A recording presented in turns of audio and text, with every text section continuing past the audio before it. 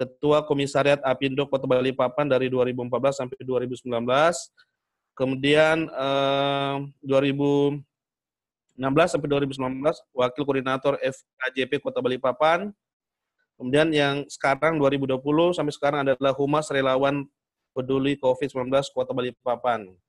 Itu beberapa biodata dari Bapak Rifai Sudirman.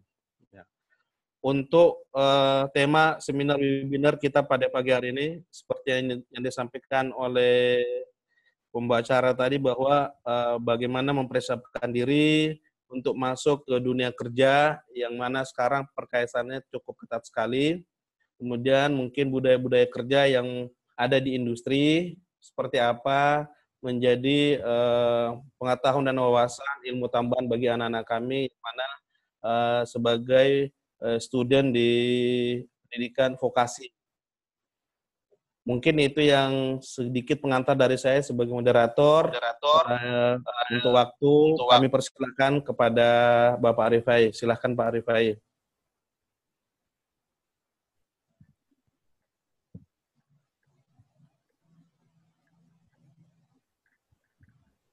Bapak Rifai.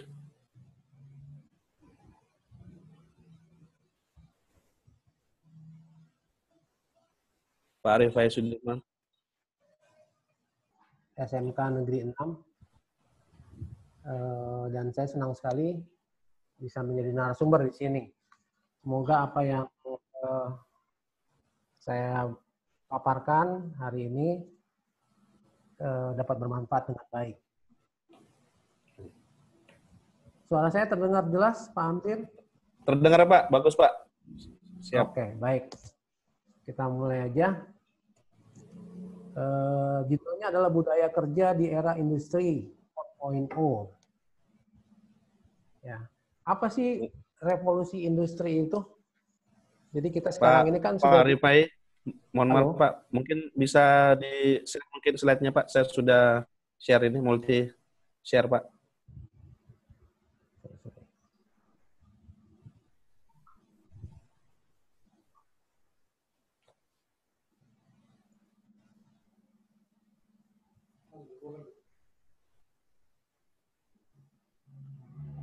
Screen sharing has failed. Ya, oke Pak. Bapak yang share atau saya yang share? Bapak boleh, saya sudah share Bapak share untuk ini. Oke, saya share ya. Ya Pak.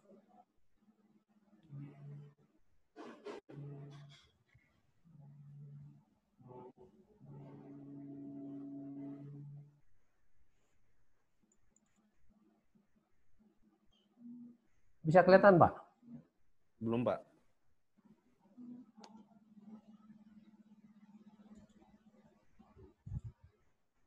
Atau kalau memang ini agak susah Pak, biar dikirim ke saya aja Pak, biar saya bantu share. Oh, screen sharing has failed to start. Please try again later. Error dia. Error Pak ya. Masalah Oke, Pak, mungkin kemarin udah dicoba ya. Sudah Pak. Bu Vero mungkin ya, bantuin ya.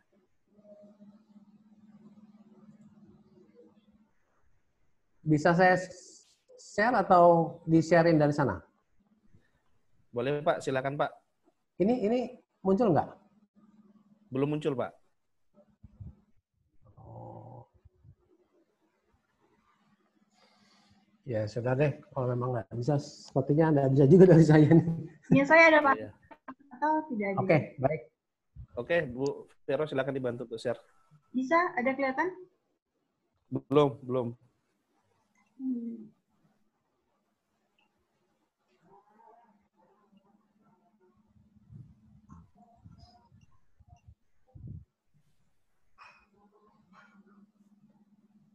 Kayaknya ini belum bisa juga saya ini Pak. Boleh nanti Mbak Vero nanti mungkin kirim ke saya aja, nanti coba by WA biar saya bantu di sini.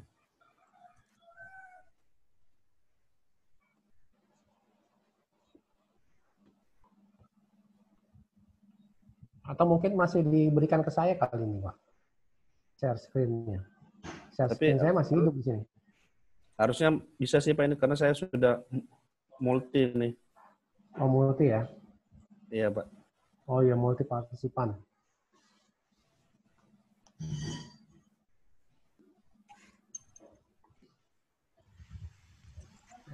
Zen.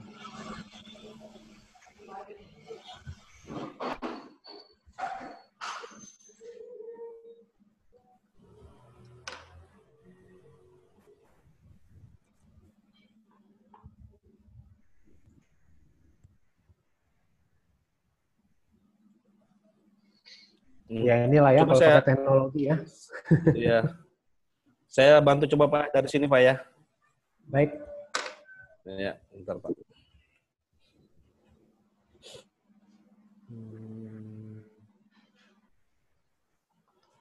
Teknologi ini bisa bikin mudah. Harusnya bikin mudah ya. Iya. Tapi juga kalau nggak bisa Gimana? makainya. Sudah kelihatan dari saya? Belum? Oh, belum juga. Pak Amsir. Saya sudah share ini, Bu. Iya, sudah kelihatan Pak Amsir. Sudah kelihatan ya? Oke. Oh, saya malah belum kelihatan. Belum kelihatan, Bapak.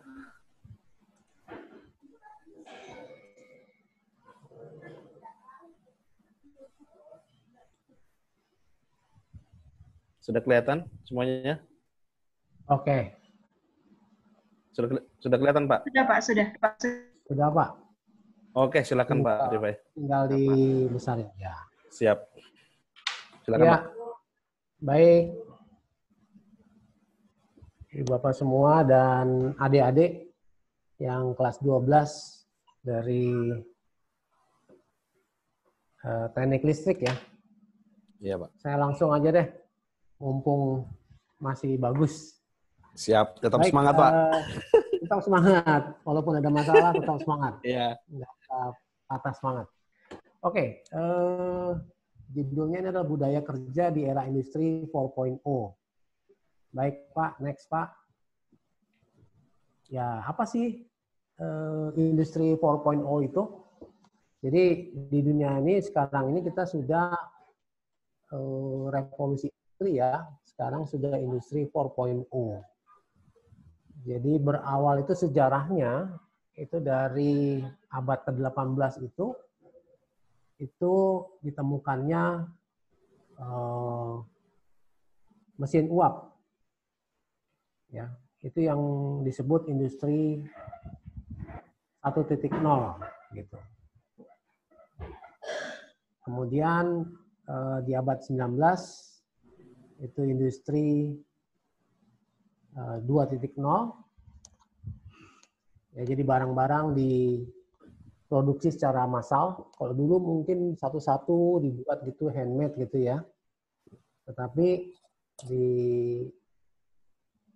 abad ke-19 itu muncullah pabrik-pabrik gitu, manufacturing yang memproduksi barang secara massal sehingga barangnya itu menjadi murah gitu.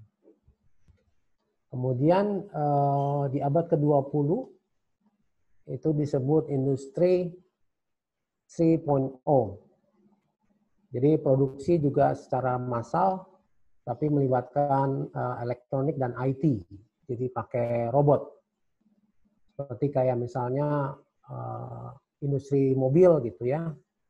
Kalau dulu satu-satu dibuat, dicetak dan sebagainya, sekarang udah seperti ban berjalan. Kalau dulu di pabrik mobil itu misalnya, mobilnya satu, orangnya banyak yang mengerjakan. Gitu. Tapi di abad ke-20 ini, industri 3.0, dia sistemnya ban berjalan. Jadi mobilnya yang bergerak, ya. Jadi begitu dia dapat, ada yang pasang engine, oke. Selesai pasang engine, mobilnya bergerak maju ke depan, kemudian orang pasang pintu, kemudian demikian seterusnya. Jadi itu bedanya ya. Dan kemudian sekarang ini itu industri 4.0. Jadi memproduksi barang itu menggunakan IoT, Internet of Thinking ya. Terus pakai cloud teknologi dan big data. Jadi sudah semakin canggih. Mana ada.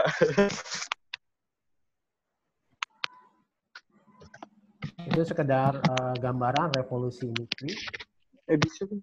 Baik Pak, next Pak. Oke,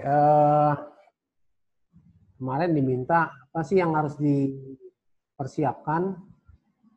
Halo Pak Amsir, suara saya terdengar? Bagus? Jelas Pak suaranya Pak. Oke. Ya, ini persiapan kompetensi diri memasuki dunia kerja ya. Jadi yang pertama, karena adik-adik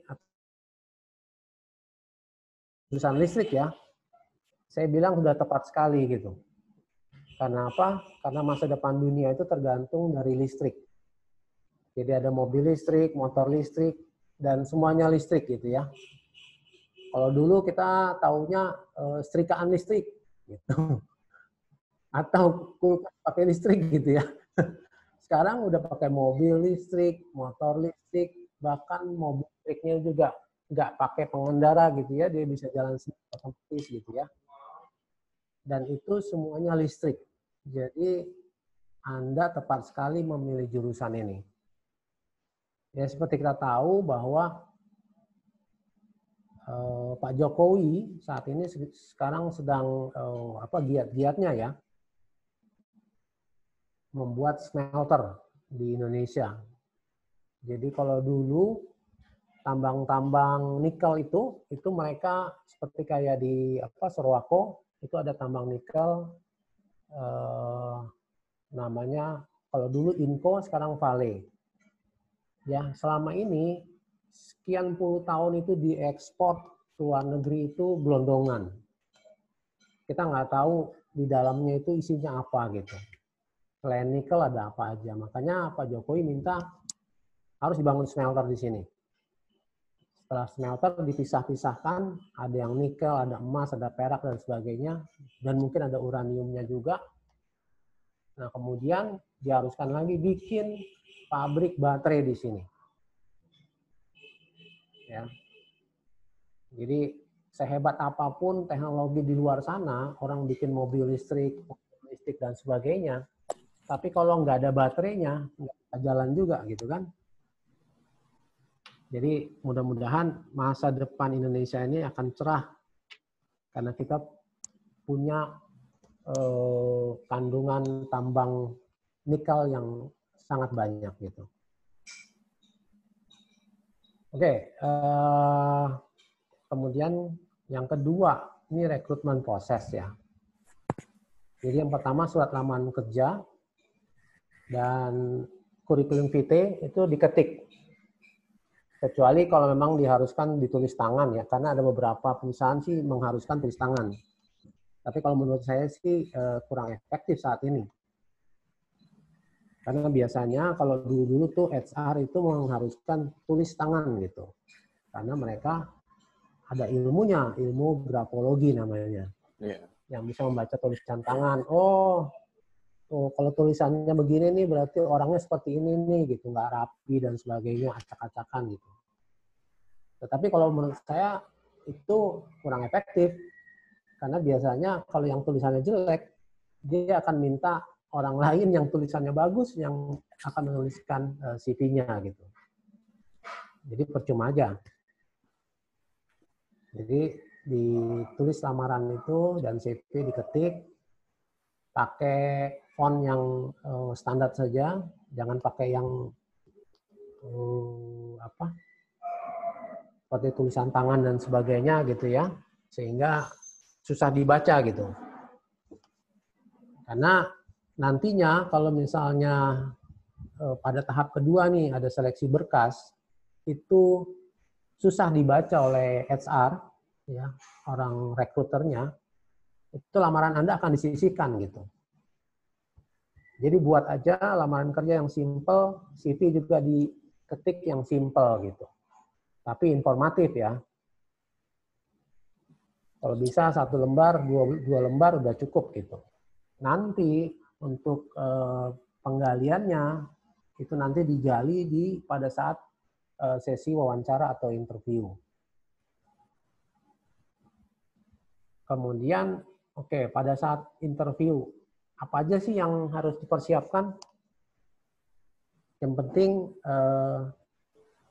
percaya diri gitu ya. Tapi juga jangan sampai over percaya diri gitu. Jadi percaya diri penting. Kemudian tanamkan di dalam di pikiran Anda bahwa interviewer dan interviewee, ya, jadi interview itu orang yang diinterview, kemudian interviewer itu adalah orang yang menginterview, itu levelnya sama. Jadi perusahaan butuh orang, butuh karyawan, sementara orang butuh pekerjaan gitu. Jadi sama-sama sih, levelnya sama. Yang selama ini sih kalau misalnya saya lihat ya, ada yang baru-baru mulai kerja gitu, itu kebanyakan menunduk gitu ya. Itu nggak boleh. Kita harus menatap mata dari interviewer. Dan kemudian jawab pertanyaan juga secukupnya. Jelaskan secara langsung, tidak bertele-tele. Tetapi juga jangan jawaban yang terlalu singkat. Misalnya, cuman bilang iya, tidak. Nah, seperti itu jangan juga gitu ya. Karena di sesi interview ini seorang rekruter itu akan berusaha menggali informasi sebanyak-banyaknya dari si calon karyawan ini gitu. Kemudian tahapan selanjutnya itu ada yang namanya psikotes. Jadi ada yang bertanya gitu, psikotes gimana, harus belajar apa gitu? Nggak perlu dipelajari. Jadi nggak perlu misalnya beli buku bagaimana cara menghadapi psikotes gitu, nggak perlu gitu. Ya, karena nggak ada pertanyaan yang jawabannya salah itu pada waktu psikotes itu nggak ada. Kemudian saran saya itu ya tidur yang cukup, dibikin sehat badan, pagi itu sudah sarapan, terus yang penting konsentrasi gitu. Karena kalau kita misalnya ada masalah di rumah gitu ya, mungkin habis dimarahin sama orang tua dan sebagainya, itu juga bisa pengaruh. Kalau kita nggak konsentrasi, kita bisa jatuh di psikotes itu gitu. Kemudian tahap yang kelima adalah technical test. Ya kalau misalnya jurusan listrik, pasti yang dites juga jurusan listrik gitu kan. Bagaimana yang high voltage, terus low voltage, pasti yang ditanya seperti itu. Jadi ya belajar lagi.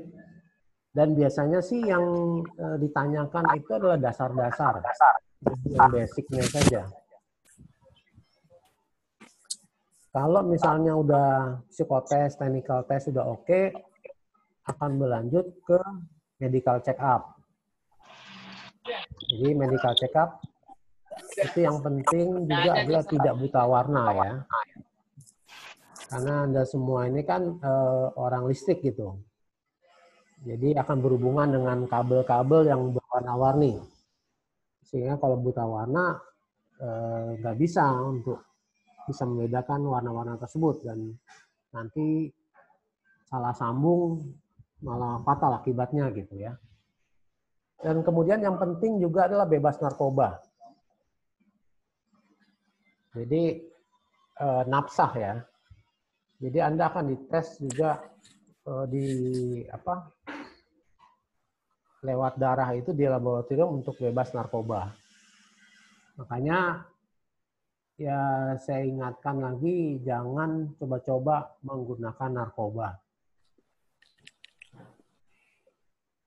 Karena kalau misalnya di perusahaan manapun, ke depan, itu yang paling penting adalah bebas narkoba.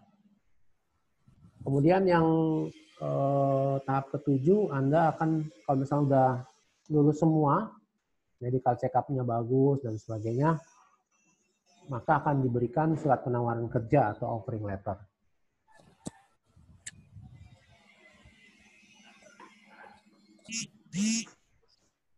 Oke, ini tahapan kerja. Jadi kalau mulai masuk kerja itu, ya harus tepat waktu masuknya, jangan terlambat. Sebaiknya sih hadir 10-15 menit sebelum mulai jam kerja. Dan biasanya di hari pertama itu ada yang namanya induction.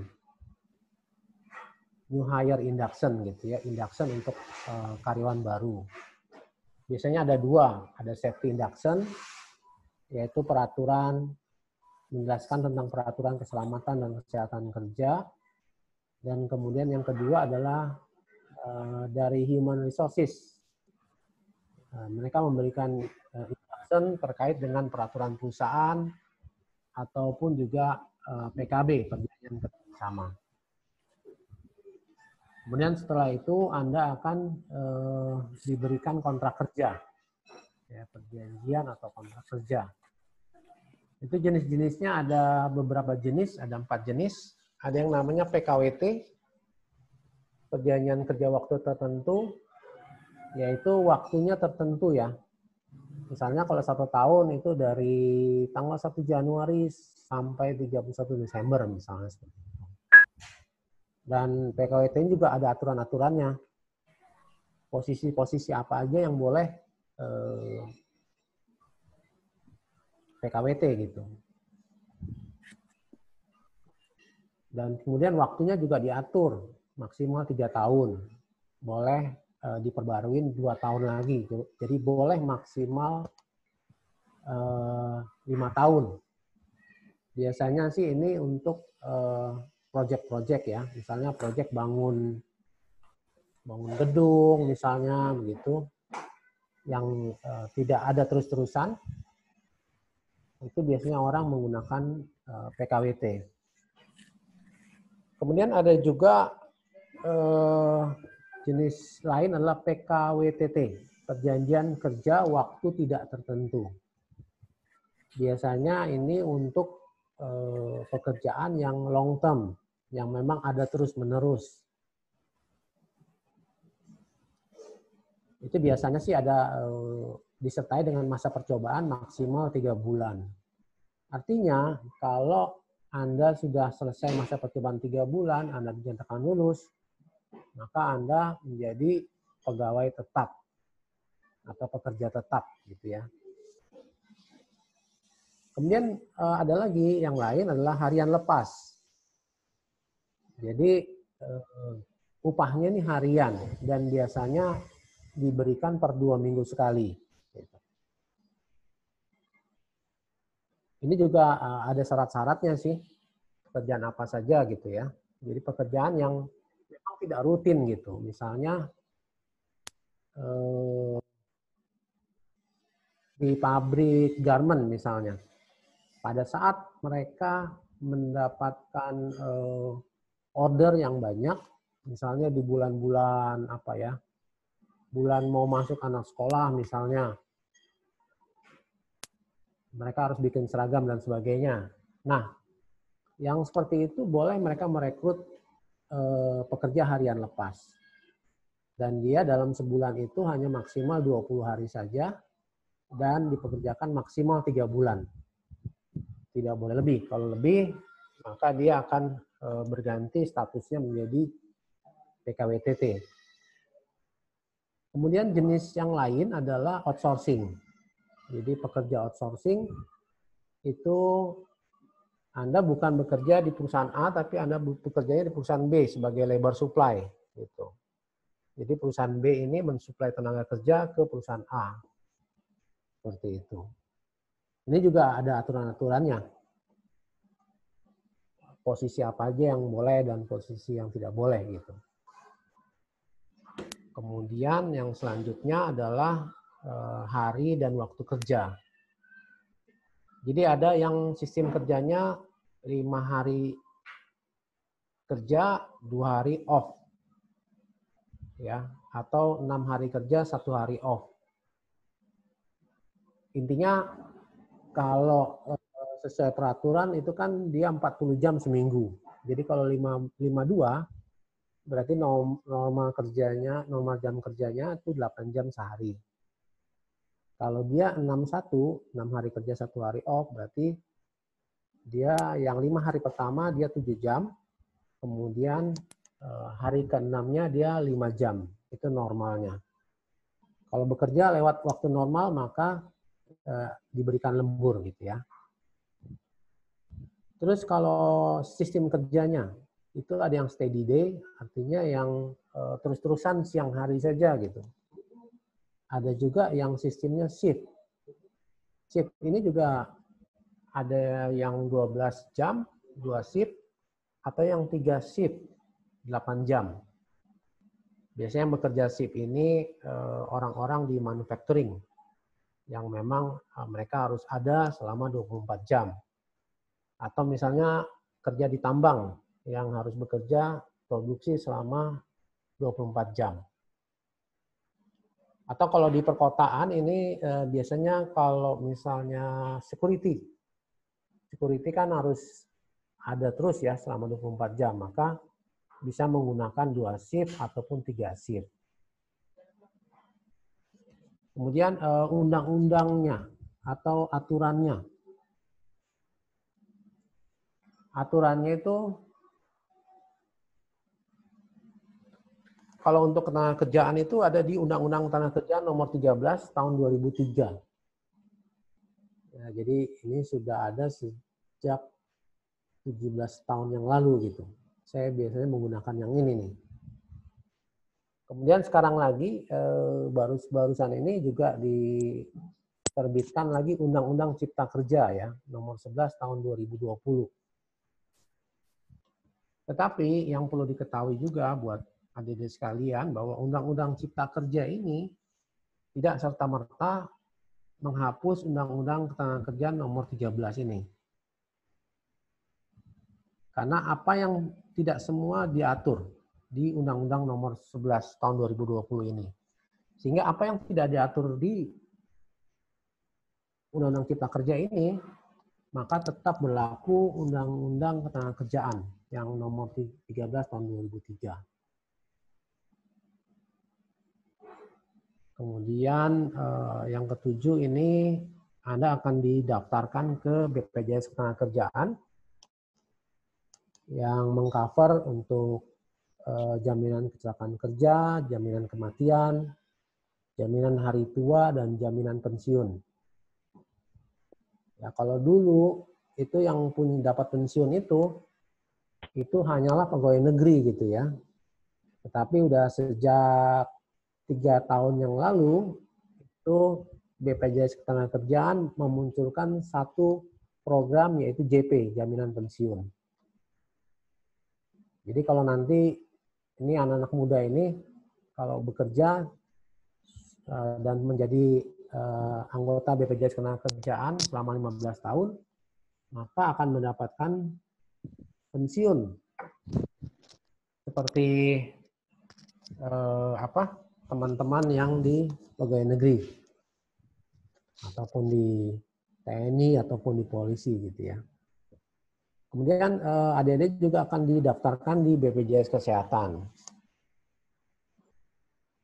Ya, saran saya sih perluaslah pergaulan sewaktu bekerja itu ya, di unit masing-masing, kemudian di seksinya, di departemennya, dan di perusahaannya gitu. Jadi jangan hanya bergaul di unitnya saja gitu. Kemudian oke, ini alternatif opsi ya.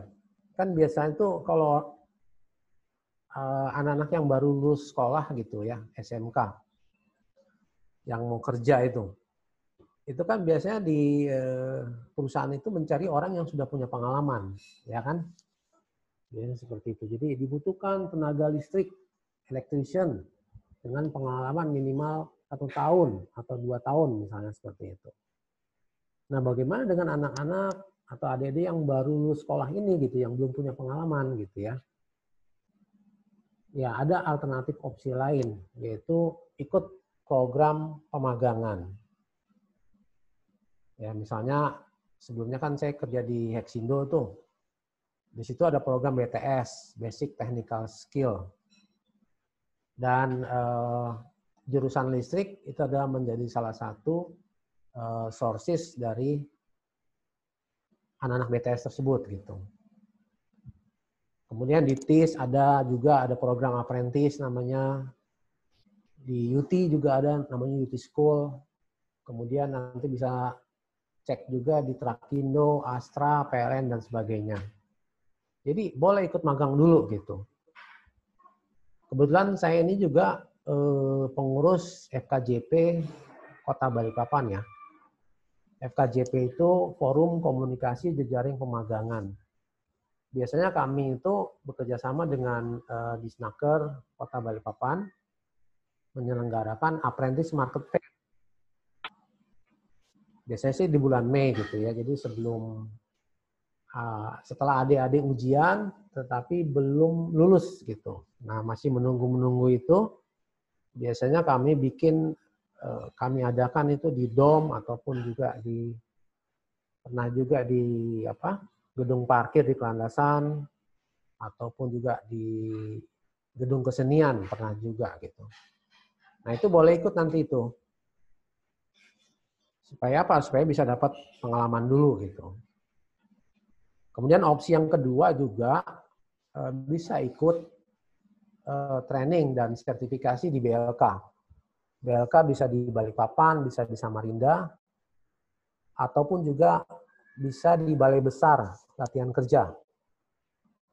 Ya, seperti kemarin bulan lalu ya, itu Balai Besar latihan kerja Medan itu membuka kelas front office untuk di perhotelan gitu.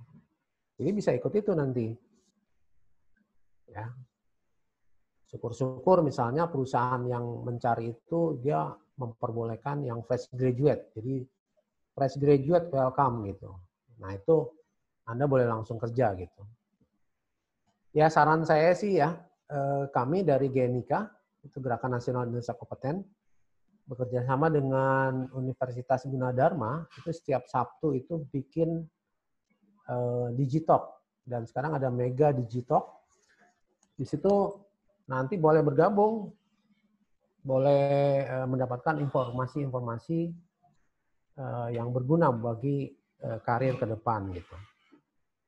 Dan itu nanti akan berlangsung sampai dengan Mei 2021.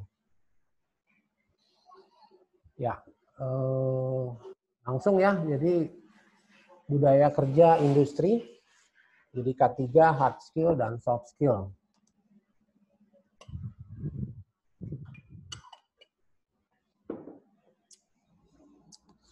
Kalau K3, keselamatan dan kesehatan kerja, itu nanti akan diberikan di perusahaan tersebut. Itu secara umum. Jadi harus semua pekerja itu harus safety minded. Jadi kalau ada 100 pekerja di perusahaan itu, maka harus ada 100, maka berarti perusahaan tersebut punya 100 orang safety. Artinya apa? Setiap pekerja dapat menegur ataupun juga mengingatkan teman-teman yang lain tentang safety ya. Dan sekarang ini pola pikirnya sudah risk based. Jadi pikirkan bahayanya. Gitu. Kalau pekerjaan ini bahayanya apa gitu. Dan saya ingatkan juga gitu ya buat adik-adik yang masih baru bekerja itu, yang mungkin suka-suka bercanda gitu ya. Waktu kerja itu harus dihindari. Misalnya ada temannya lagi ngangkat barang berat gitu. Terus misalnya bercandain, mau dikelitikin atau apa gitu kan. Nanti barangnya bisa jatuh, ketimpa kakinya, atau barangnya pun rusak, kakinya luka, seperti itu. Terus bekerja di ketinggian, nanti juga akan diberikan. Itu definisinya bekerja di ketinggian itu adalah di atas 1,8 meter. Itu sudah dianggap bekerja di ketinggian. Kemudian nanti bekerja di ruang terbatas, misalnya di dalam tangki atau di ruangan yang sempit misalnya ya, yang udaranya sirkulasinya tidak bagus, itu namanya bekerja di ruang terbatas, confined space. Terus nanti biasanya juga diberikan training LOTO, lockout take out. Jadi ini untuk mencegah engine di start sewaktu perbaikan belum selesai. Nanti kalau contoh-contohnya ini saya ada sih, nanti saya bisa carikan. Kemudian yang khusus electrician ini jangan sampai shortcut ya, jangan ya harus ikutin SOP-nya. Jadi step-stepnya itu harus diikutin gitu, jangan loncat dari step 1 langsung ke step 5 gitu. Sementara yang step 2, 3, dan 4-nya dilewatin, itu nggak boleh. Jadi bukan mempercepat, tapi nanti malah bermasalah nanti. Kemudian bagaimana cara mengkomunikasikannya gitu ya. Jadi setiap hari itu biasanya ada toolbox meeting. Toolbox meeting ini adalah di unit kerja masing-masing. Jadi misalnya regunya electrician ada 4-5 orang. Nah mereka ada toolbox meeting setiap hari. Hari ini kita mau melakukan apa, pekerjaan apa, bahayanya apa disebutkan. Oleh sebab itu nanti ada yang namanya job safety analysis. Itu kalau misalnya ada pekerjaan-pekerjaan yang baru, itu harus wajib membuat GSA. Kemudian ada juga safety talk dilakukan setiap minggu. Nanti saya juga ada contoh-contohnya yang mungkin nanti saya bisa berikan, nanti bisa dikembangkan di sekolah seperti apa sesuai kebutuhan. Kemudian biasanya juga setiap bulan itu ada dilakukan general safety talk atau general safety meeting gitu. Jadi ini satu perusahaan semuanya berada di satu tempat yang sama, kemudian mendapatkan informasi yang sama. Misalnya ada kecelakaan, dibahas kenapa kecelakaan itu terjadi. Ya, jadi kalau ada kecelakaan tidak boleh tutup-tutupin. Ya, jangan diam-diam aja gitu. Karena takut terus diam-diam nggak boleh. Karena kalau kita diam-diam, ya kemungkinan nanti kecelakaan yang sama itu akan terjadi lagi pada teman kita yang lain. Makanya kita harus informasikan kalau ada terjadi kecelakaan. Misalnya tersandung misalnya. Kita kasih tahu di situ bahaya tersandung. Oh, kenapa ya gitu? Oh, karena ada batu atau apa yang menonjol misalnya. Nah, itu harus dilakukan sesuatu gitu sehingga orang berikutnya tidak celaka lagi gitu. Nah, ini beberapa safety standard ya. Ada yang ISO, ada ISO 9001 untuk mutu, ISO 14001 untuk lingkungan, dan ISO 45001 untuk safety atau K3. Kalau dulu kita gunakan OSAS 18001 atau juga NOSA. Kalau yang ISO ini dari Inggris ya. Tapi kalau misalnya NOSA itu dari Afrika. Gitu. Terus di Indonesia sendiri itu sejak tahun berapa ya? 2012 atau 2013 itu sudah ada yang namanya SMK 3. Sistem Manajemen K3. Dan itu udah lengkap. Jadi yang ISO ini, kemudian OSAS, NOSA itu dijadikan satu di SMK 3. Jadi paling lengkap. Dan undang-undang pokoknya untuk keselamatan kerja ini adalah Undang-Undang Nomor 1 Tahun 1970. Biasanya selalu aturan-aturan itu merujuk ke sini. Ya, budaya kerja, industri, oke. Ini hard skill ya. Hard skill ya sudah tentu electricity ya, yang high voltage maupun yang low voltage gitu. Kalau bisa juga mendapatkan sertifikasi untuk electricity ini, sehingga Anda mempunyai nilai jual di perusahaan. Kemudian hard skill apa sih yang lain adalah bahasa. pelajari juga bahasa. Yang penting sih bahasa Inggris gitu ya. Atau juga yang sekarang udah mulai penting juga dan banyak orang pelajari adalah bahasa Mandarin. Karena udah banyak investor-investor dari China itu, mereka menginginkan juga orang yang bisa berbahasa Mandarin. Punya peluang bagus. Atau juga bisa berbahasa Jepang gitu ya. Saya kemarin dari Hexindo, itu perusahaan Jepang, dan biasanya orang-orang yang bisa berbahasa Jepang itu, mereka juga karirnya bisa cepat. Ya. Jadi selain bisa kerja, harus bisa bahasa juga gitu. Kemudian hard skill yang lain adalah komputer ya. Pastilah dalam bekerja, walaupun electrician, dia pasti harus laporan dan sebagainya. Kemudian skill tambahan lainnya itu perlu dipelajari, seperti misalnya skill tentang presentasi. Ya, jadi biasanya kalau misalnya laporan, kita harus mempresentasikan di depan atasan kita bisa melakukan itu. Oke, ini secara cepat saja, ini soft skill atau perilaku yang disukai gitu ya. Jadi yang pertama itu ikuti aturan safety, aturan perusahaan ya. Aturan perusahaan itu bisa terdiri dari SK direktur, standard operation prosedur, instruksi kerja, memo, atau juga perintah atasan secara lisan. Kalau misalnya nggak jelas, tanyakan gitu. Jangan iya tapi ternyata nggak jelas gitu, akhirnya salah gitu ya. Jadi harus jelas. Kemudian mau belajar, cepat belajar. Dan juga kalau kita diharapkan untuk di awal-awal itu untuk rajin bertanya sih.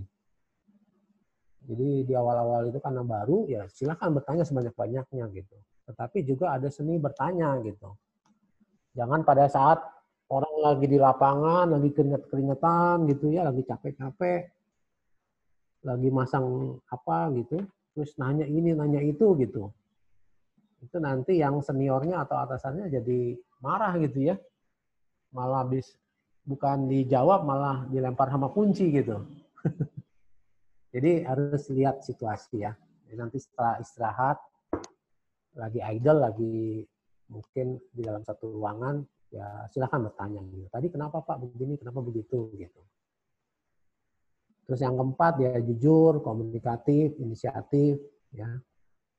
Bila telah selesai melakukan pekerjaan, ya lapor. Pak, saya sudah menyelesaikan pekerjaan ini yang tadi Bapak berikan gitu.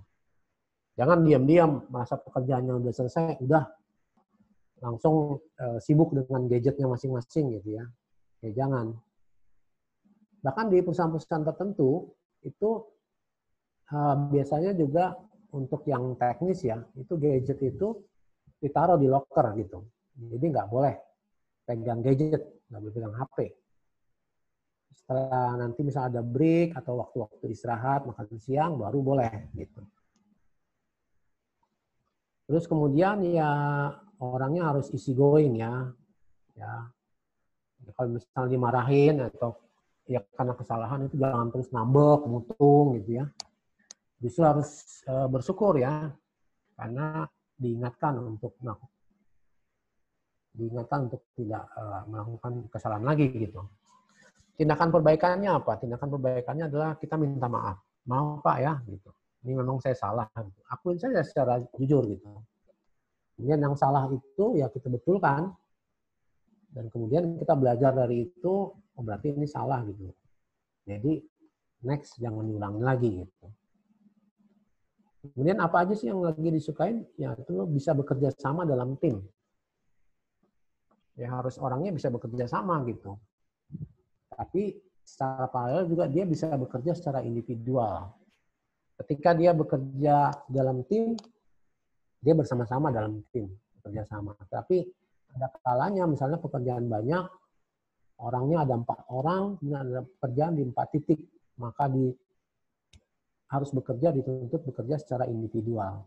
Nah itu harus mampu juga gitu.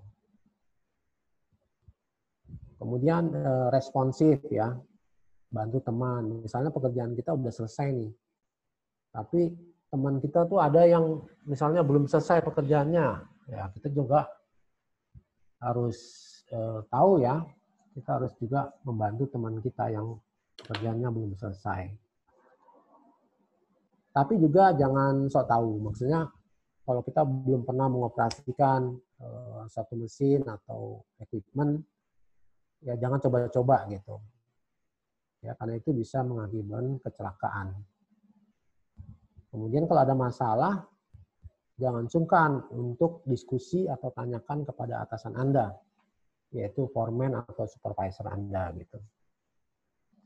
Kemudian bersedia ditempatkan di seluruh wilayah Indonesia. Nah ini yang penting.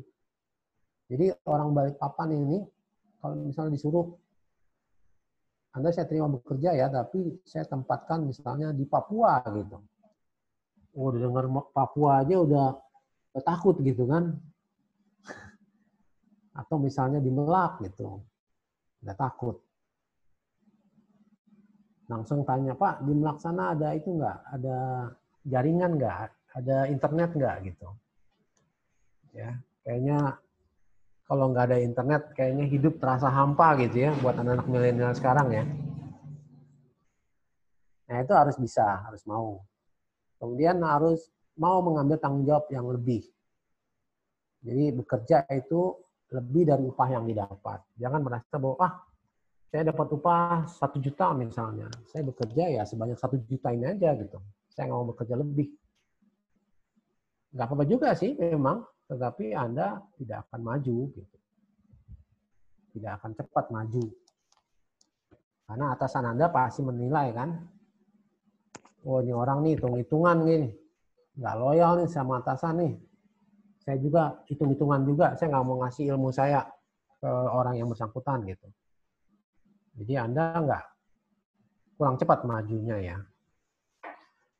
Kemudian ini juga leadership, terus berpikir analis.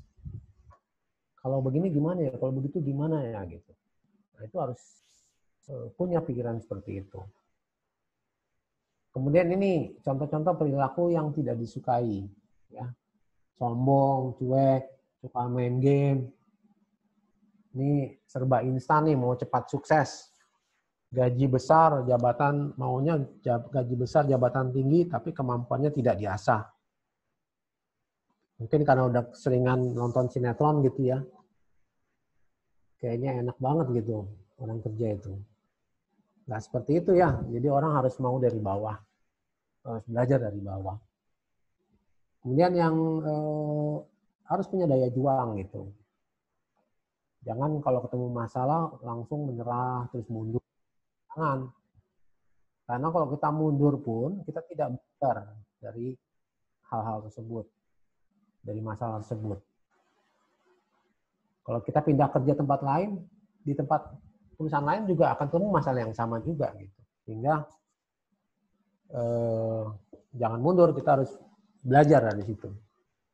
Nah ini budaya Jepang yang bagus ya menurut saya. Itu ada Kenkijin, ya, yaitu selalu semangat kerja keras. Mereka itu kalau kerjaannya belum selesai itu mereka sampai lembur sampai jam 1 malam gitu ya. Pokoknya besok kerjaannya udah harus selesai gitu. Ya jadi kayak di Balikpapan ini saya lihat itu di Kodam itu kan ada gawi manuntung. Nah itu bekerja sampai tuntas. Nah semangat Kenkijin itu mengajarkan itu gitu. Kemudian ada lagi Kaizen, yaitu selalu melakukan perbaikan. Jadi misalnya ada masalah, kita analisa nih, masalahnya apa sih? Kenapa bisa begini sih gitu? Coba perbaikin ininya gitu. Sudah dilakukan perbaikan, nanti besok ketemu masalah lagi, lakukan perbaikan lagi gitu. Sehingga nanti sampai sempurna gitu ya. Kemudian ada lagi yang 5S. Itu Seiri, Seiton, Seiso, Seiketsu, Shitsuke. Ya, menyortir, mensistematisasi, membersihkan, standarisasi, dan disiplin diri. Oh ya, kayak Kaizen ini ya, saya mau cerita juga. kalau di Hexindo itu tiap tahun dilombakan. Jadi dari proyek-proyek semua mereka mengirimkan ada proyek apa nih yang mereka mau lakukan gitu. Proyek perbaikan apa yang mereka mau lakukan. Nah, kemudian dipresentasikan di depan BOD. Kemudian kalau yang menang itu timnya itu diberangkatkan ke Jepang gitu. Mereka bisa ke sana sekitar semingguan gitu ya. Itu belajar bagaimana melihat etos kerja orang Jepang di sana gitu. Ya, mereka disiplin. Dan sebagai informasi juga ini Shitsuke nih ya nomor 5 nih, disiplin diri. Itu juga atasan ya. Kayak kita ada direktur dan sebagainya ya. Mereka kalau misalnya makan siang nih. Mereka makan siang misalnya keluar. Mereka juga nggak mentang-mentang misalnya saya manajer atau saya GM atau saya direktur, terus saya pulangnya jam 2 siang lah gitu. Saya santai-santai aja. Enggak juga. Mereka sebelum jam 1 siang, mereka udah masuk. Mereka udah datang gitu. Sehingga kalau kita makan siang di luar kemudian terlambat, kita akan malu sendiri gitu. Dan 5S ini tambah 1S lagi yaitu safety. Ya itu sih yang bagus. Mungkin nanti kalau ada waktu ke depan kita bisa lebih dalam lagi mempelajari ini. Ya, budayakan safety first ya, utamakan keselamatan dan salam LKMD. Salam LKMD itu lebih kurang mohon dimaafkan. Ya, demikian dari saya. Terima kasih.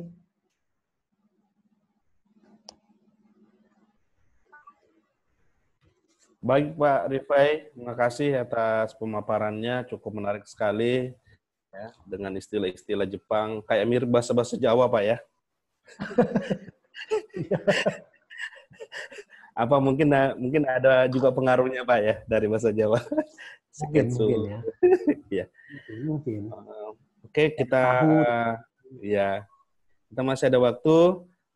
Mungkin anakku silakan pertanyaannya diketik aja di chat, nanti akan saya bacakan pertanyaannya. Mungkin sesi yang pertama kita persilakan 3 orang ya. 3 pertanyaan, silakan. Ayo. Nanti ada door prize dari Bu Ulia. Pertanyaan-pertanyaan yang ini. Siapa yang berani? Adik-adik, anak-anak jangan malu bertanya ya. Jadi nggak ada pertanyaan yang salah ya. Betul. Jangan malu bertanya, oh saya ini nggak boleh gitu. Jadi harus bersikap terbuka ya. Kalau nggak tahu, tanya. Silahkan. Jangan kalau tanya itu dianggap bodoh gitu, enggak gitu ya. Iya. Biasanya juga menjadi penilaian itu Pak ya, kalau di industri ada karyawan yang rajin bertanya, berarti rasa ingin tahunya tinggi Pak ya. Betul, betul. Jadi kita tahu kalau diam aja kan kita nggak tahu nih dia ngerti beneran atau malah sama sekali nggak ngerti gitu kan. Kalau dia tiba-tiba dapat gaji ngomel di belakang setelah dapat, kok kecil gaji saya loh, kenapa nggak ngomong tadi? Ya ini Pak, ada satu pertanyaan baru masuk ini. Pak, bagaimana dari Sulistiono kelas 2 listrik? Pak, bagaimana jika suatu perusahaan memiliki safety yang terbatas, padahal pegawainya banyak? Nah, cukup bagus ini Pak. Silakan Pak.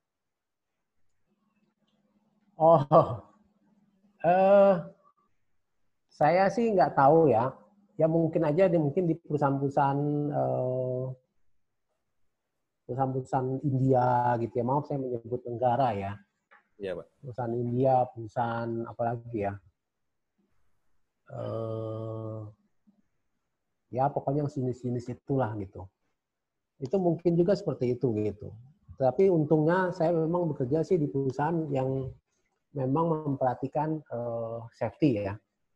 Seperti yang terakhir, saya 12 tahun terakhir di Hexindo ini, yaitu taat aturan safety maupun juga aturan pemerintah gitu.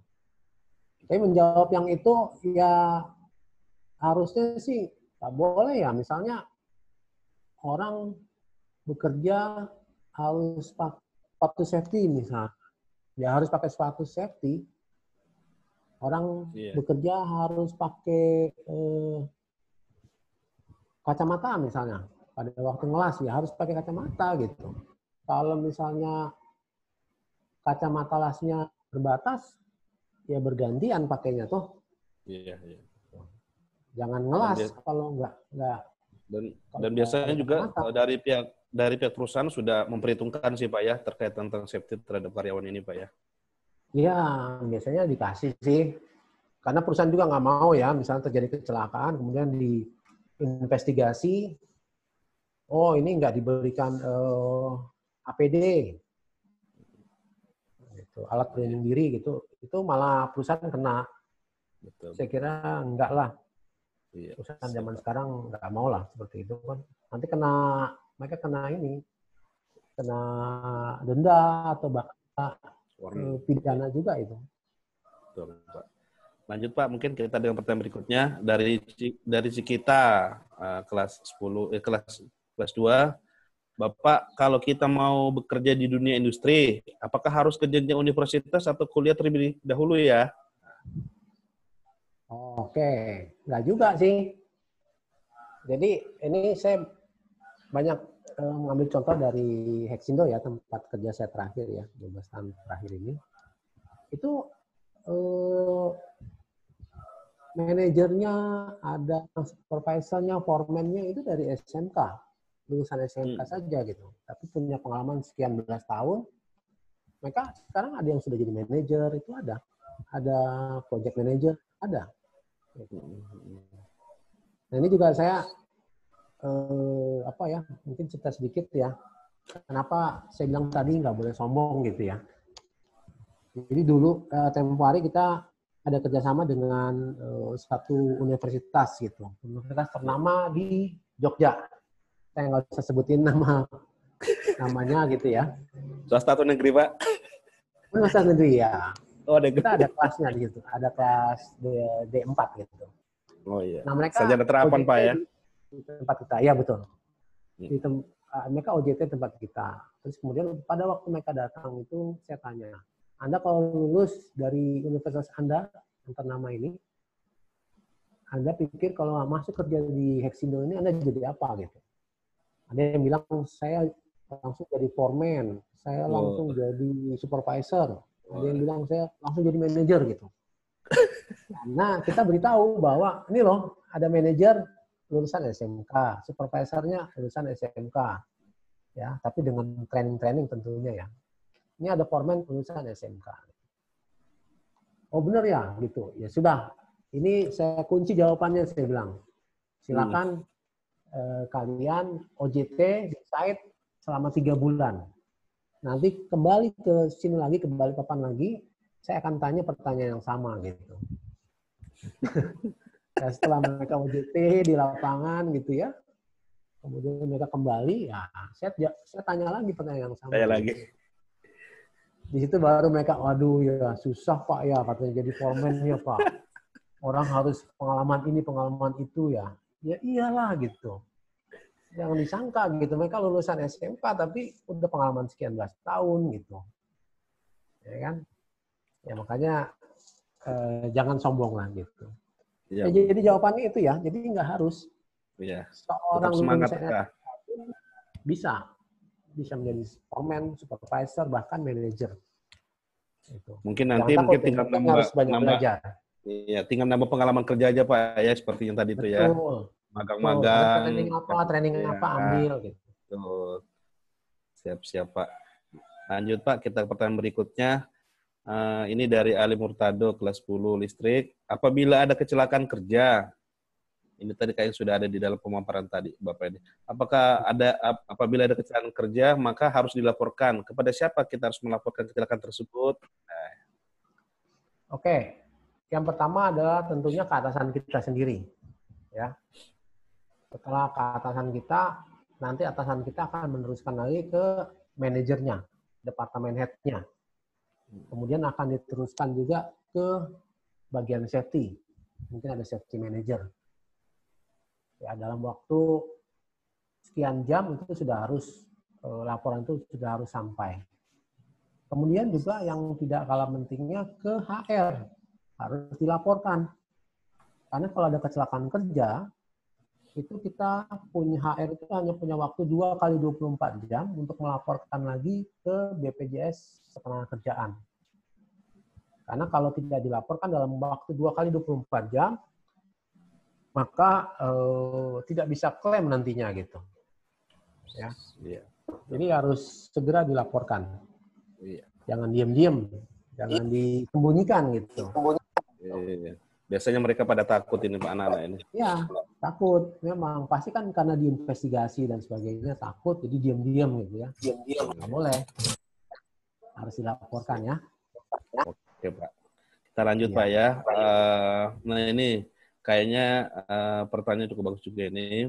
Pak, saya mau nanya sistem menjalankan program magang yang baik itu gimana ya Pak? Sistem apa Pak? Sistem apa? Sistem menjalankan program magang yang baik, mungkin memilih sebuah perusahaan-perusahaan magang yang kira-kira baik, karena biasanya di keadaan yang ada di kita biasanya anak-anak magang ini kan disuruh ini Pak yang umum, disuruh buat kopi, fotokopi. Nah, bagaimana mungkin memilih perusahaan-perusahaan yang benar-benar magangnya itu ada hasil gitu loh, bukan cuma pekerjaan yang seperti itu tadi, walaupun mungkin di hari yang pertama mereka diberikan apa ya, semacam terapi kali ya, atau apa ya. Silakan Pak. Ya, ya memang menyedihkan juga ya anak-anak magang ini. Jadi kopi itu kopi gitu ya. Iya. Fotokopi, beli kopi gitu. Campur gorengannya Pak. Bahkan ya ada yang cuci piring dan sebagainya gitu ya kan. Itu menyedihkan menurut saya sih gitu. Ya bersyukur salah satu inilah ke Hexindo aja kalau mau magang. Ya itu ada Itu tawaran bagus. tuh. Ya. Nggak Kira-kira Pak, ada yang seperti itu ya. kira-kira kalau Terus, di Hexindo maksimal berapa orang Pak yang bisa diterima Pak? Mumpung kami masih ada sekitar 90 ini Pak. oh gini ya, just info ya, just info. Kalau yang masih sekolah itu bukan magang namanya, itu namanya PKL. Iya, PKL. Jadi kalau yang saya bilang program magang ini adalah program adik-adik, anak-anak yang sudah lulus sekolah gitu. Iya. Itu sesuai dengan ini Permen 36 tahun 2016. Jadi program pemagangan dalam negeri. Nah, itu anak-anak Syarat-syaratnya yang mungkin Pak. sekolah. Syarat-syaratnya. Yang udah lulus sekolah sih. Ada nilai mungkin Pak, nilai atau apa? Ada syarat tertentu mungkin Pak? Oh itu kan nanti pada waktu apprentice market fair itu Pak kan ada banyak perusahaan yang buka stand gitu ya. Nanti anunya juga persyaratannya beda-beda lah gitu. Oh iya. Tinggal kita nanti lihat-lihat aja mana sih yang cocok gitu. Oke Pak, sip. Ya. Ini lagi Pak, Pak saya ingin bertanya, bagaimana sih sikap kita di saat sesi wawancara? Apakah tidak boleh gugup dalam berbicara? Oke, santai aja ya, santai aja. Jadi jangan ada beban gitu, biasa aja. Kalau ditanya apa, ya kita jawab secukupnya gitu. Jangan juga panjang-panjang, jangan juga terlalu pendek. Iya, tidak. Gitu. Terus ini Pak, biasa kan dari perusahaan ini mungkin sedikit menambahkan ini, kalau ditanya tentang gaji itu gimana Pak cara jawabnya? Anda di sini mau digaji berapa? Kan biasa pertanyaan agak bingung jawabnya Pak itu. Oke. Kalau misalnya kita udah punya pengalaman banyak gitu ya, kita sudah tahu level kita di mana, kita sudah punya beberapa kali digaji sekian, kita mungkin bisa memberikan angka gitu ya. Saya maunya 10 juta atau 15 juta misalnya, boleh seperti itu. Tetapi untuk yang adik-adik yang baru, jawabannya simpel aja. Jadi sesuai dengan standar perusahaan. Udah gitu aja. Artinya berapapun standar perusahaan itu, ya kalau perusahaan yang bagus pasti kan tidak di bawah dari UMK kan gitu. Jadi Karena kita masih belum punya pengalaman dan sebagainya, masih baru terjun ke dunia kerja, ya sudah, serahkan saja kepada perusahaan sih gitu. Jadi sesuai dengan standar perusahaan. Udah, itu aja. Oke, Bapak. Sip. Bu Vero, ini kita sampai jam berapa, Bu Vero? Ini pertanyaan masih ada 12 ini. Apa kita lanjut? Ini kayaknya anak-anak antusias sekali ini, Pak. Ya, bagus, saya senang. Kalau saya tinggal bacakan ini. Masih ada waktu ya? Gimana? Pak, saya jawab. Oke deh. Nah, lanjut lagi berarti. Ini Saya dari jawab cepat aja. Ya, Dinda Rohmatin, kelas 2. Pak, tadi katanya psikotes itu tidak perlu dipelajari karena tidak akan ada soal yang salah. Terus alasannya banyak orang loh Pak yang gagal psikotes itu karena kenapa Pak ya? Oke. Ya, macam-macam ya. Yang dicari itu kan maunya seperti apa sih? Jadi misalnya mencari seorang tenaga teknis dengan seorang sales itu beda-beda. Sekarang orang pakai apa istilahnya DISC ya, itu anak-anak dari psikologi itu tahu tuh. Nah itu dilihat juga ada tool-tool tes tertentu yang misalnya melihat daya tahan orang gitu. Misalnya yang menghitung panjang gitu ya, ada pakai kertas 3 gitu, panjang sekian tambah sekian gitu terus gitu ya. Nah itu dalam waktu 1 menit di stop, nanti dihitung berapa punya. Itu melihat daya juang gitu. Ya berarti bisa. Berarti juga ada trik-triknya Pak ya? Ada trik-triknya untuk menjawab, jangan sampai bernafsu untuk menjawab sebanyak-banyaknya gitu Pak ya? Sebenarnya nggak ada triknya Pak. Nggak ada ya? Ada, makanya saya bilang nggak ada triknya gitu. Nggak ada trik, yang penting konsentrasi, pertanyaannya apa dijawab gitu ya. Jadi jawabannya pun nggak ada yang salah gitu. Karena nanti selain itu ada lagi sesi interview untuk digali nanti ya dari jawaban-jawaban yang tertulis itu nanti ada lagi sesi interview gitu oleh si psikolognya itu. Nanti kalau kita bohong-bohong di situ ditulis nanti akan ketahuan di sesi interviewnya gitu. Jadi menurut saya nggak usah dipelajari, jawab apa adanya aja gitu. Siap Pak. Gitu Pak. Oke, ini sekarang dari Adnan tadi kayaknya pertanyaan sama pertanyaan tentang nominal gaji sudah tadi jawab oleh Bapaknya. Terus pertanyaan-pertanyaan apa saja yang akan muncul juga bagaimana cara menanggapi pertanyaan. Kira-kira pertanyaan apa aja Pak pada saat wawancara itu biasanya yang muncul Pak? Pada wawancara biasanya sih kita biasanya mempersilahkan itu calon ya kandidat itu untuk menceritakan tentang dirinya sendiri gitu. Dari situ kita akan lihat seperti apa sih komunikasinya gitu ya.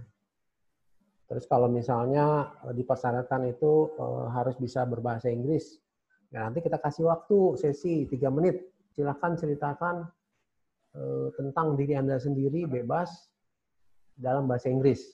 Kasih waktu selama 3 menit. Nanti kita lihat bisa nggak selama dalam 3 menit itu dia menceritakan tentang dirinya.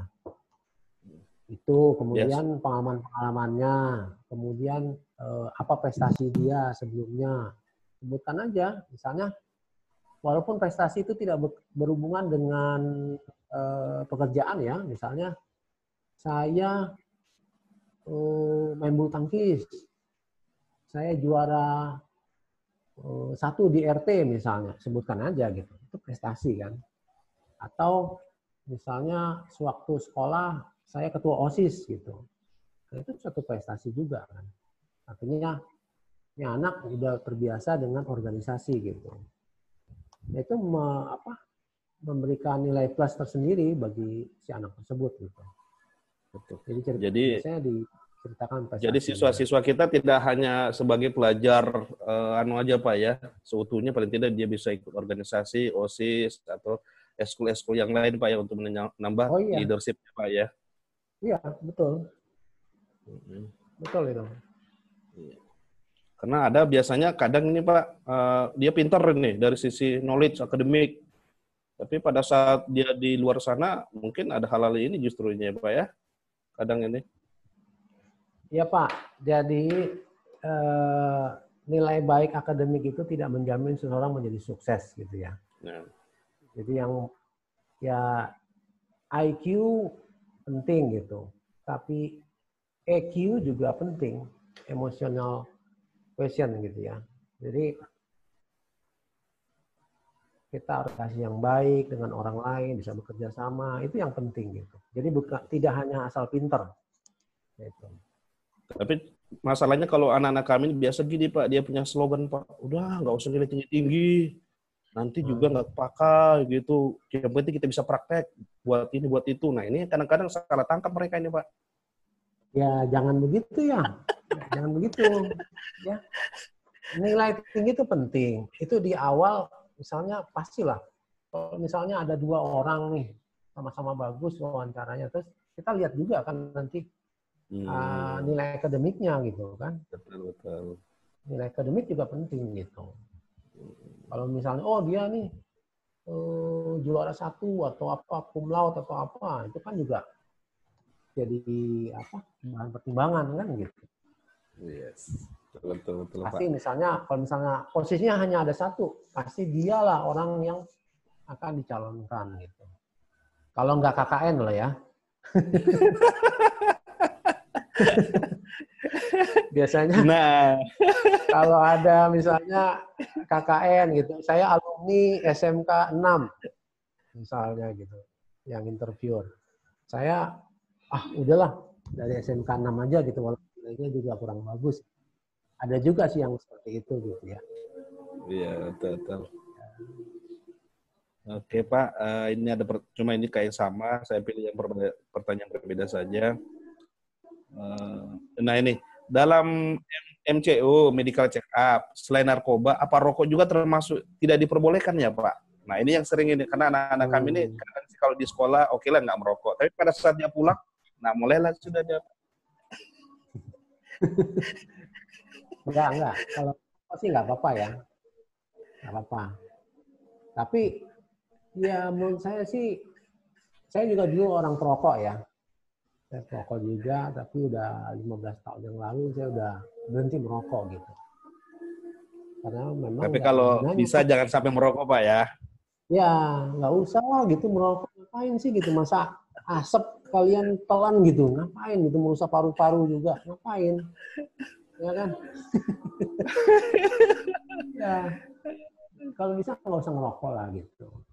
Jadi kalau mungkin di iklan-iklan jangan termakan iklan gitu ya. Kalau merokok tuh maco gitu. Wah, kayak Marlboro ada kudanya, ada itunya, koboynya gitu. Jadi kelihatan maco gitu ya. Padahal enggak gitu.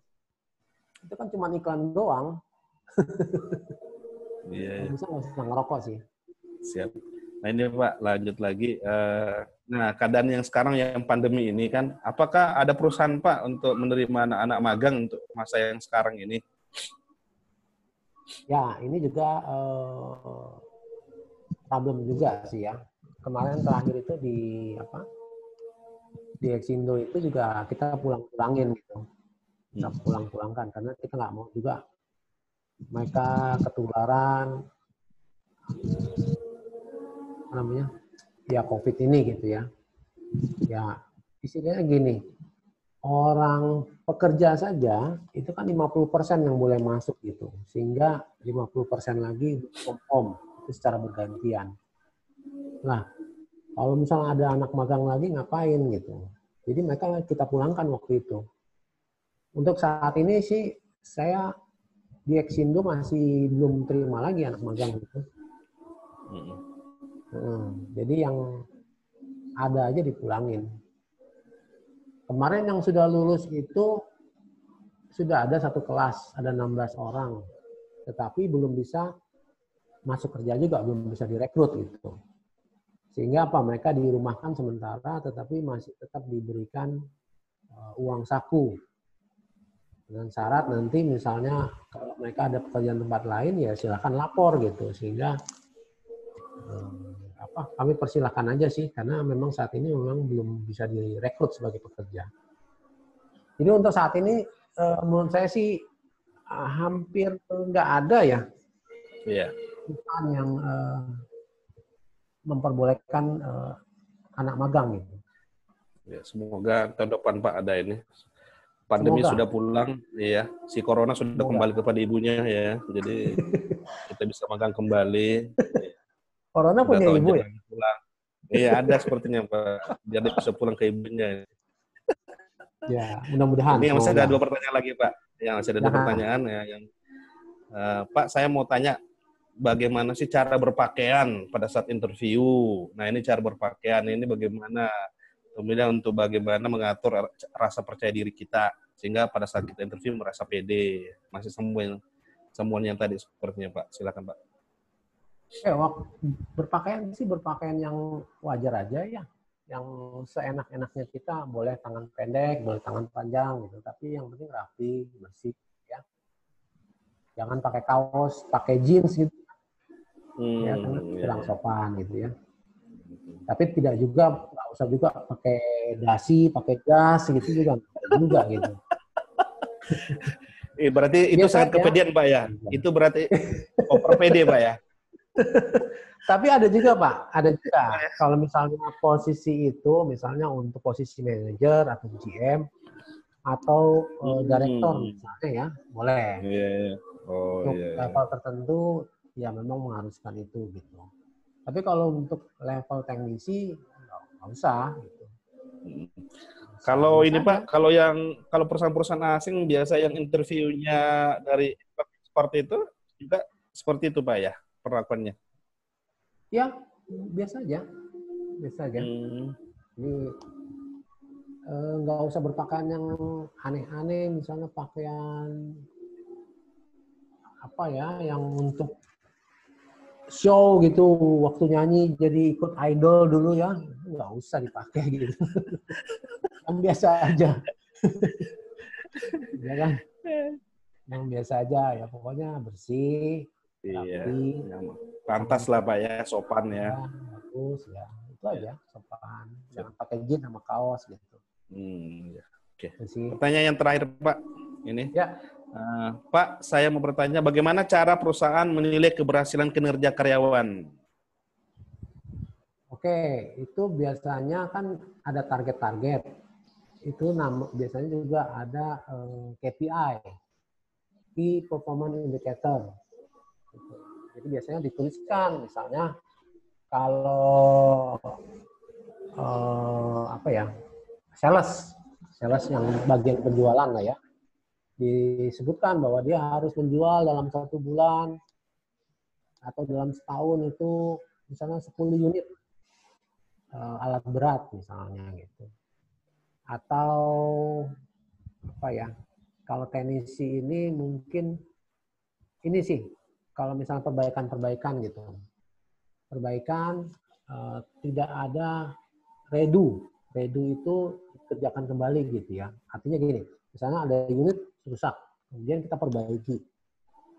Kemudian setelah dioperasikan, kita udah tinggal dioperasikan, 2 hari kemudian penyakitnya muncul lagi gitu. Sehingga ada orang lain yang akan melakukan perbaikan itu. Nah itu juga masuk dalam kriteria gitu. Biasanya disebutkan sih, jadi ada lembaran kita itu ada namanya balance scorecard kita ada. Dan disebutkan secara jelas target-targetnya apa gitu. Oke Pak. Itu sih ini biasanya. Ada pertanyaan yang muncul tiba-tiba, mungkin saya gabung aja Pak. Apakah CV itu berpengaruh ketika melamar kerja? Terus apakah sertifikat itu juga penting pada saat melamar kerja? Apakah dicantumkan juga di dalam CV tersebut? Itu aja Pak.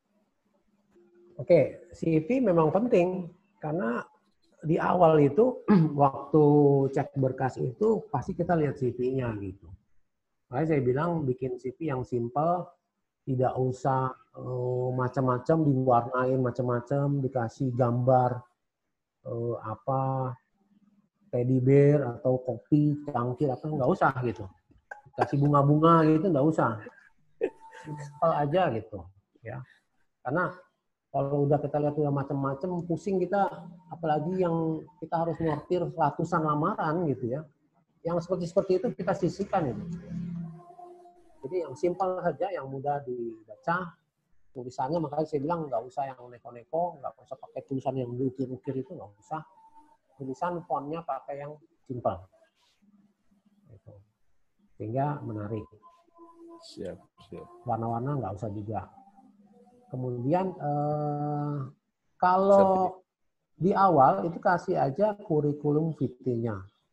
Kecuali kalau diminta ya, dipersyaratkan bahwa kita harus ngirim sertifikat, nah silakan. Tetapi kalau enggak, perusahaan hanya perlu CV-nya doang sih. Nanti biasanya kalau sertifikat itu dibawa pada waktu sesi wawancara. Gitu. Cuman kalau misalnya nanti kita udah punya sertifikasi nih, sertifikasi dari BNSP misalnya gitu, sertifikasi kompetensi. Itu kita cantumkan gitu, bahwa kita punya sertifikasi kompetensi ini. Gitu. Sehingga itu menjadi nilai plus. Gitu. Itu Pak. Siap Pak, makasih Pak. Oke, mungkin berikan tanda jempol untuk pembicara di kamera ya, atau resen ada bahwa ya cukup luar biasa sekali pertanyaan adik-adikku, anak-anakku, dan sudah dijawab lengkap oleh Pak Rifai. Nanti mungkin kalau ada yang belum puas dengan jawabannya bisa nanti menghubungi nomor Pak Rifai, ada itu di hari Sabtu Pak ya. Ada kegiatan mega diskusi itu. Nah, silakan untuk dilanjutkan diskusinya. Ya, boleh. Nanti saya kasih ke Bu Ito ya. Iya, Pak. Ya. Nanti biar diceritakan ke adik-adik. Iya. Oke, karena juga sudah masuk waktu zuhur, alhamdulillah kegiatan seminar online webinar tentang budaya kerja bagi anak-anakku di siang hari ini bisa berjalan lancar, dan alhamdulillah saya akhiri. Wassalamualaikum warahmatullahi wabarakatuh. Selamat siang. Saya kembalikan kepada MC. Monggo Bu Vero.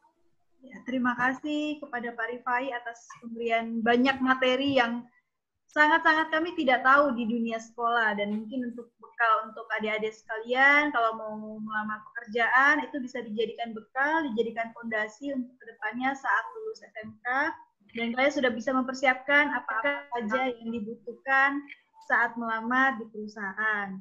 Nah, untuk selanjutnya sebelum kita akhiri, saya berikan kesempatan kepada Ibu ya, mewakili Kepala Sekolah, selaku Ketua Jurusan Teknik Instalasi Tenaga Listrik, kami persilakan.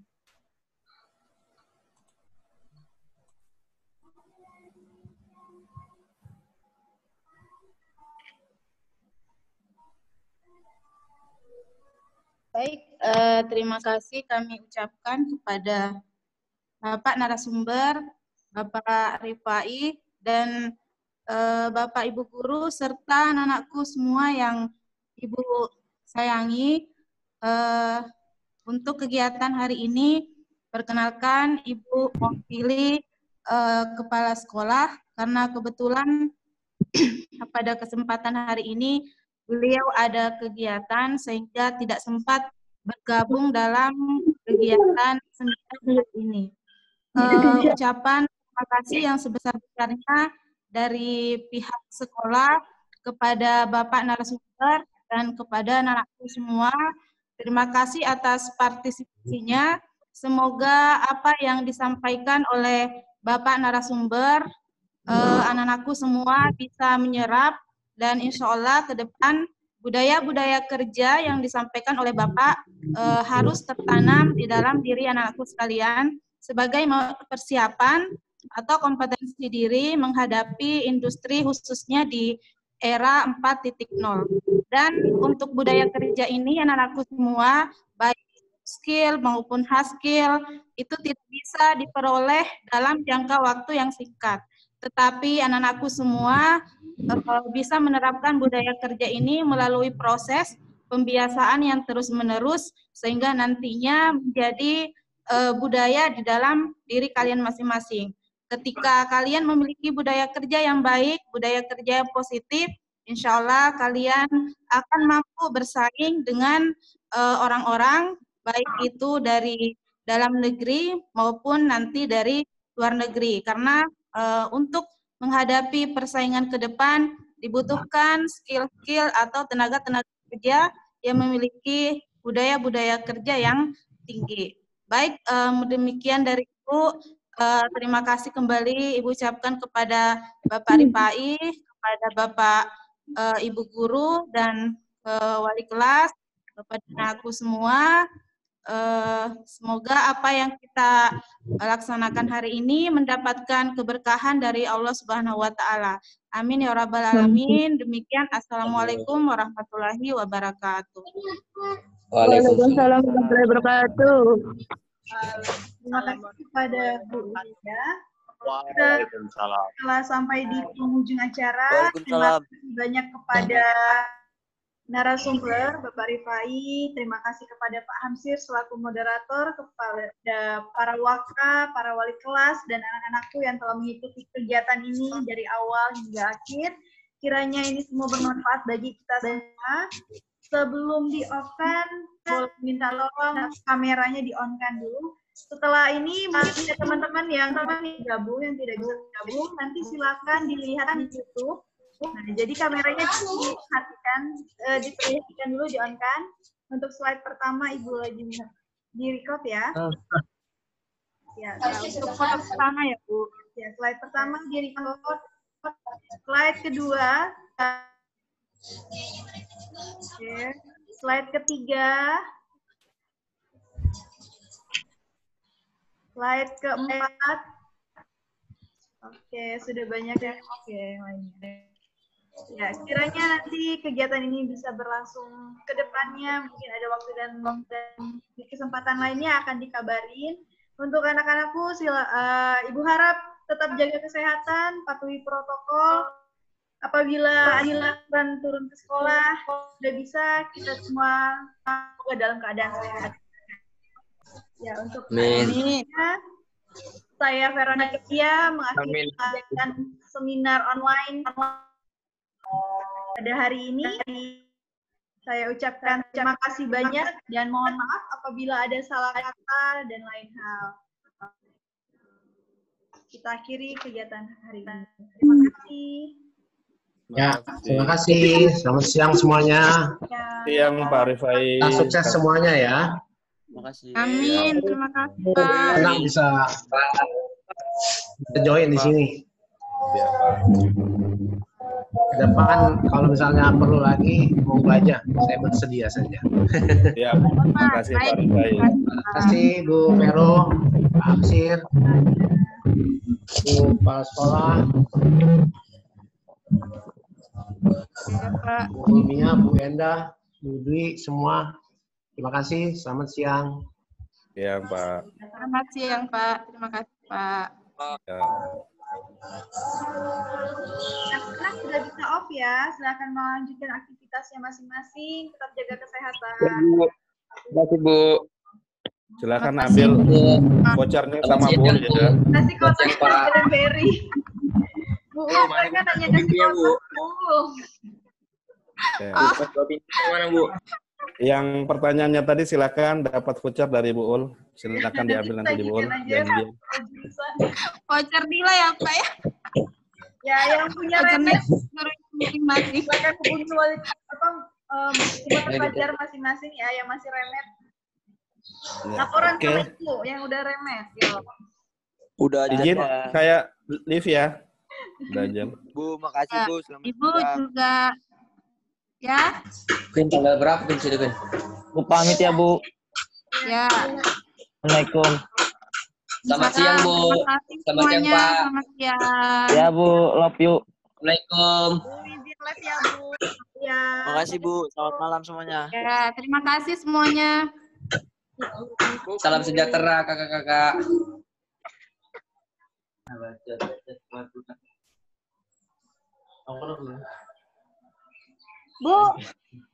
Bu Vera.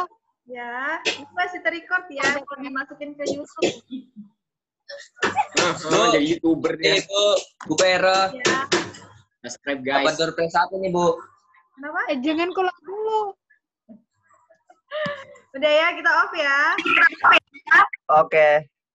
Ya, Bu. Oke. Selamat siang, Bu. Ya. Kakak sudah keluar kak. Keluar kak. Kapan mantai, Bu? Bu, kapan mantai, Bu? Ya. Mantai, Bu. Ayo, Bu. Keluar.